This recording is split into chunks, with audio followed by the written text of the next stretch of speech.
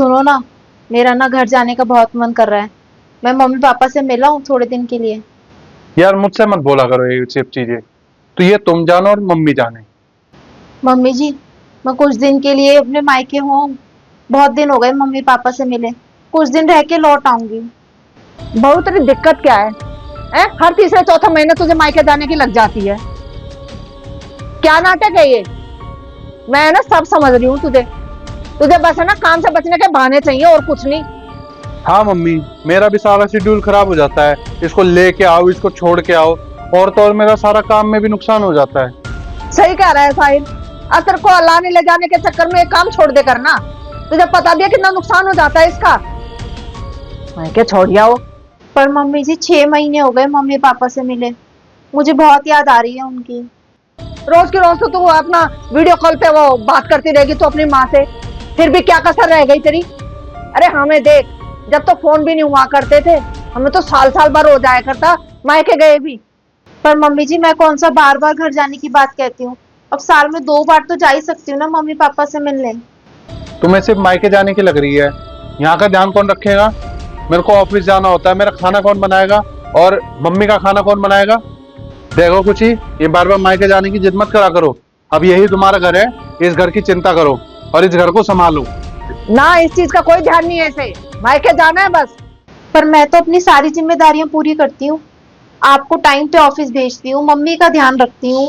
ऐसी कौन सी जिम्मेदारी है जो मैंने नहीं निभाई। हाँ तो निभानी नहीं पड़ेगी। बहू है इस घर की, काम तुझे ही करेगा। तेरे माँ बाप आएंगे वहां से करने के लिए। अगर तुम्हें इस घर की चिंता होती ना, और जिम्मेदारियों की चिंता होती, तो तुम इस घर से जाने की बात करती ही नहीं। सही कह रहा है साहिल। अरे मायके का मुंह छोड़ेगी जब तो ससुराल में अपना मन लगा पाएगी तू। और बहू की जिम्मेदारी ससुराल तक की होती है, मायके की नहीं। मायके जाना, मायके जाना। बिल्कुल सही कहा मम्मी जी आपने। बहू की पहली जिम्मेदारी अपने ससुराल की तरफ ही होती है। पर ऐसे तो दीदी यहाँ हर दूसरे तीसरे दिन आए रहती हैं। तो क्या उन्हें अपनी ससुराल की चिंता नहीं है? क्या वो अपने ससुराल की हर जिम्मेदारी को अच्छे से नहीं निभाती? दीदी भी तो अपने घर की, अपने ससुराल की सारी जिम्मेदारियां निभाती हैं। और उनकी सास भी उन्हें समझती है। उन्हें यहाँ आने के लिए कभी भी मना नहीं करती। क्या कहना चाह रही है? हम तुझे नहीं समझते। अगर मम्मी जी आप और ये मुझे समझ रहे होते ना, तो मेरी फीलिंग्स का ध्यान रखते। मैं इस घर का हर काम अच्छे से करती हूँ, टाइम पे करती हूँ। तो क्या आप मेरा मन रखने के लिए मुझे कुछ दिनों के लिए मायके भी नहीं जाने दे सकते? मैं मानती हूँ कि शादी के बाद हर लड़की को अपने ससुराल को अपना घर मानना चाहिए।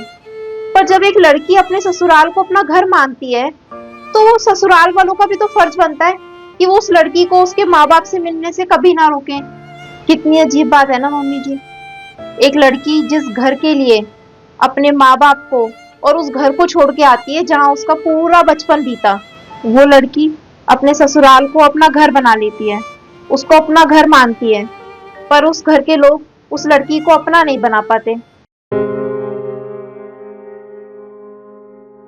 जिस घर से बाहर जाने के बहाने ढूंढते थे, आज उसी घर जाने को तरस जाती हैं लड़कियां।